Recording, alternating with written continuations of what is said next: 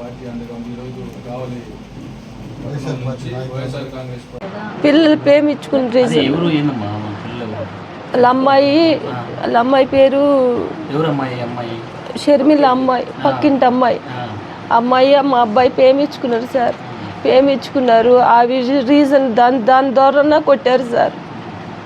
దాని ద్వారా కొట్టారు. పిల్లలు ప్రేమించుకున్న దానికి తల్లిని కొట్టడం ఏం సార్? మాట్లాడుకోవాలి కదా, పెద్దోళ్ళు పిలుచుకొని మాట్లాడుకోవాలి కదా. అమ్మాయికి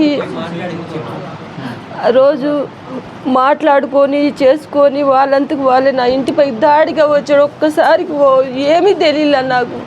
ఒక్కసారికి గూడు కుమ్మటిగా వచ్చేసి కొట్టేశారు సార్. నేను పడిపోయా. ఆస్మా పేషెంట్ని, థైరాయిడ్ ఉంది, నాకు దడ వచ్చేస్తుంది సార్. పిల్లలకి తప్పుడు కేసులు పెట్టి ఇరికిస్తాము అని మాట్లాడుతున్నారు సార్. నాకు ఎవరు లేరు సార్. నేను ఒంటరి మహిళని సార్. నా బిడ్డలను పెట్టుకొని బతుకుతున్నాను సార్. వాళ్ళు కనపడితే మేము ఏదైనా కేసు పెట్టి పిల్లల్ని కేసులో ఇరికిస్తాము అని మాట్లాడుతున్నారు సార్. అది ఎట్లా సార్? నేను ఒంటరి అందరికీ నమస్కారం.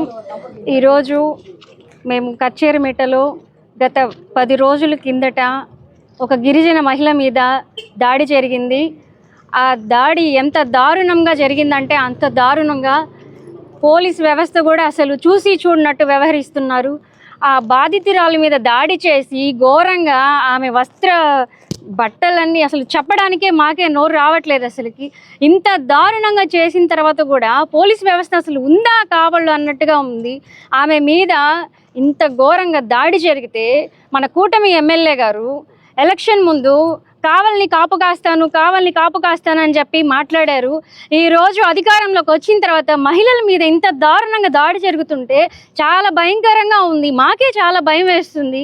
ఏంది ఇంత దారుణంగా ఉందని ఎమ్మెల్యే గారు మీరు కావాలని కాపు కాస్తాను అన్నారు, కానీ మహిళ మీద ఇంత దాడి జరుగుతుంటే, ఇంత దారుణంగా ఉంటే మీరు ఎక్కడున్నారు? నిజంగానే మీరు కాపు కాస్తున్నారు. ఏ విధంగా కాపు కాస్తున్నారు అంటే అన్యాయం, అక్రమాలు జరుగుతుంటే, దారుణాలు జరుగుతుంటే, రౌడీజం చేస్తుంటే ఇవన్నీ మీరు బయటికి రాకుండా కాపు కాస్తున్నారని మాకు అనిపిస్తుంది. మహిళలందరికీ చాలా భయంకరంగా చాలా భయం వేస్తుంది. మాకే నిజంగానే చాలా భయం వేస్తుంది. ఈరోజు ఆవిడకి జరిగింది, రేపు నాకు జరగచ్చు, రేపు ఇంకో అక్కకో, చెల్లికో, అమ్మకో జరగచ్చు. ఈ విధంగా ఇంకెవరికి కూడా దాడి జరగకుండా యాక్షన్ తీసుకోవాలని చెప్పేసి మేము కోరుకుంటున్నాము. ఈరోజు మహిళలందరం కలిసి వైఎస్ఆర్ కాంగ్రెస్ పార్టీ తరఫున మహిళలందరూ కలిసి ఆవిడకి మేము తోడుగా ఉంటామని చెప్పి పార్టీ నుంచి భరోసా ఇచ్చాము. అలాగే మా మాజీ ఎమ్మెల్యే రామిరెడ్డి ప్రతాప్ కుమార్ రెడ్డి గారు కూడా అన్ని విధాలుగా ఆమెకు ఆదుకుంటామని, ఆమె కుటుంబానికి తోడుగా నిలబడతామని చెప్పేసి తెలియజేశారు.